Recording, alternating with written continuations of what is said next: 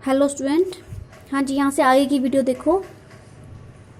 हमारा अगला पॉइंट है 11th पॉइंट। ठीक है, टैक्स पेड बाय गवर्नमेंट और Indian concern on income of a foreign company. ठीक है, अगर किसी फॉरेन कंपनी की इनकम पर, ठीक है, मतलब हमारे इंडियन गवर्नमेंट ने बाहर किसी फॉरेन कंपनी से जो इनकम हुई है या हमारे किसी इंडियन बिजनेस ने फॉरेन कंपनी से उसकी जो इनकम हो रही है उस पर टैक्स पे किया है तो वो भी टैक्स फ्री होगा।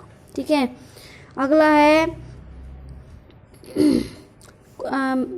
12th point, exemption of income by way of royalty और fee earn by a non resident from national pension technical research organisation. ठीक है, exemption of income by way of royalty, अगर किसी नॉन रेजिडेंट पर्सन को हमारे national pension technical research organisation से अगर कोई रॉयल्टी मिल रही है, कोई फीस मिल रही है, ठीक है, इस तरीके से कोई इनकम हो रही है तो उस पर भी एग्जम्पशन मिलेगा, वो भी एग्जम्प्ट होगी। ठीक है, फिर है अगला point, perquisites and allowances paid by government to its employees serving outside India, अगर गवर्नमेंट का कोई एम्प्लॉयज़ जो कि आउटसाइड इंडिया डेपुटेशन पे गए हुए हैं या वहाँ बाहर काम कर रहे हैं तो उनको जो परक्विजिट्स जो अलाउंसेस मिल रहे हैं वो भी टैक्स फ्री होंगे, लेकिन ओनली गवर्नमेंट एम्प्लॉयज़ की। ठीक है, फिर है 14, employees of foreign countries working in India under cooperative technical assistant programme. ठीक है, अब वो क्या कह रहा है कि फॉरेन कंट्रीज़ के जो एम्प्लॉयज़ हैं जो इंडिया में वर्क कर रहे हैं, इंडिया में काम कर रहे हैं, ठीक है, under cooperative technical assistance programme. देखो, हमारी सेंट्रल गवर्नमेंट या हमारी जो गवर्नमेंट है वो बाहर की गवर्नमेंट के साथ मिलकर कुछ कोऑपरेटिव टेक्निकल असिस्टेंस प्रोग्राम चलाती है। इसके अंडर में अगर फॉरेन कंट्रीज़ के एम्प्लॉयज़ इंडिया में आके अगर कोई इनकम अर्न करने तो उस पर भी टैक्स फ्री होगा।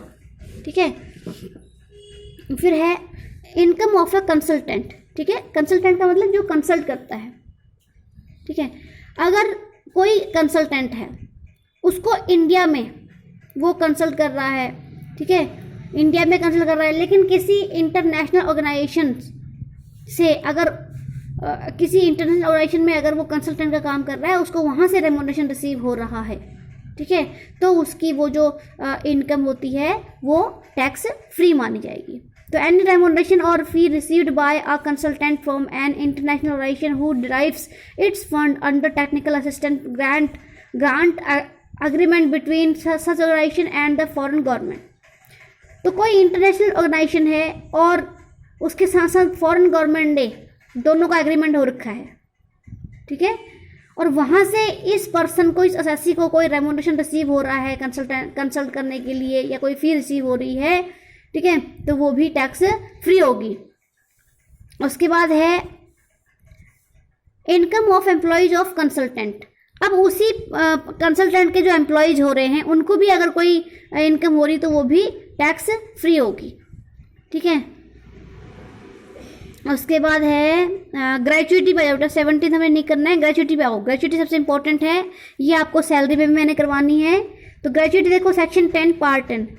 ग्रेचुइटी क्या होती है? जब कोई एम्प्लॉय अपने एम्प्लॉयर की, अपने कंपनी की बहुत लॉन्ग टाइम तक सर्विसेज देता है, विद पूरी लॉयल्टी के साथ सर्विसेज दे रहा है वो, तो उसको जो उसका एम्प्लॉयर है, उसकी कंपनी है, उसको ग्रेचुइटी देती है। ग्रेचुइटी क्यों दी जाती है? तो पेंशन दी जाती है, पेंशन के साथ साथ ग्रेचुइटी भी दी जाती है। तो ग्रेचुइटी क्यों दी जाती है? क्योंकि उस एम्प्लॉय ने बहुत लॉन्ग टाइम तक उस कंपनी की, उस एम्प्लॉयर की विद लॉयल्टी, पूरी लॉयल्टी, ईमानदारी के साथ उसकी सेवा की है, उसके सर्विसेज दी हैं, इसलिए ये जो ग्रेचुइटी होती है ये दी जाती है। ठीक है, तो जो ग्रेचुइटी होती है अगर वो डेथ के बाद मिल रही है, या सॉरी डेथ से पहले मिल रही है, रिटायरमेंट पे मिल रही है, तो उसको हम बोलते हैं डेथ कम रिटायरमेंट ग्रेचुइटी। मतलब रिटायरमेंट और डेथ दोनों के इकट्ठे वो ग्रेचुइटी मिल जा रही है, रिटायरमेंट पे मिल रही है। तो any such amount received by the employee working on civil और defence services of government of India. देखो, सिविल सर्विसेज में, डिफेंस सर्विसेज में ग्रेचुइटी भी मिलती है गवर्नमेंट जॉब में। ठीक है, और on any part of the state government or local authority covered under received revised pension rule of the central government shall be fully exempt। यानी कि सेंट्रल गवर्नमेंट, स्टेट गवर्नमेंट या लोकल गवर्नमेंट या local authority अपने employ को जो भी gratuity दे रही है वो टैक्स फ्री होगी। फिर है gratuity received under payment of gratuity act. एक एक्ट भी यहाँ पे लागू है कि पेमेंट ऑफ ग्रेच्युटी एक्ट, कुछ कंपनीज में ये लागू होता है, कुछ कंपनी में लागू नहीं होता है। तो अगर पेमेंट ऑफ ग्रेच्युटी एक्ट अगर उस कंपनी में लागू हो रखा है तो वहाँ पे जो ग्रेच्युटी रिसीव्ड होगी वो इस पोगा एक्ट में, इसको पोगा भी बोलते हैं, पेमेंट ऑफ ग्रेच्युटी एक्ट के अंडर में रिसीव हुई मानी जाएगी और ये पूरी तरह से एग्जाम्प्ट होगी up to the amount of calculated in accordance with the provision of such act. ठीक है, उसके बाद है third, for other employees. Other employees का मतलब जो employees payment of gratuity act के अंडर में कवर नहीं होते हैं। ठीक है, तो उनके लिए जो ग्रेच्युटी मिल रही है वो सिर्फ उतना अमाउंट एग्जेम्प्ट होगा जितना कि इन तीनों में से लीस्ट होगा, यानी इन तीनों में से कम होगा। लिखा हुआ है ना, exempted under least of the following. First है स्टैट्यूटरी लिमिट। स्टैट्यूटरी लिमिट कितनी है? 20 लाख की। ठीक है, 10 lakh for those who retired before 29 मार्च 2018 और 10 लाख उनके लिए थी जो कि 29 मार्च 2018 से पहले ही रिटायर हो चुके हैं। उनके लिए 10 लाख तक की ग्रेच्युटी जो था स्टैट्यूटरी लिमिट रखी गई थी और अब 2018 के बाद से 20 लाख की इनकी स्टैट्यूटरी लिमिट रखी गई है। ठीक है, उसके बाद है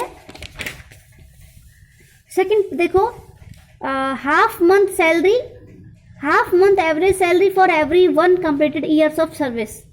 ठीक है, ये हाफ मंथ की सैलरी कैसे निकालते हैं तो मैं आगे बताती हूँ।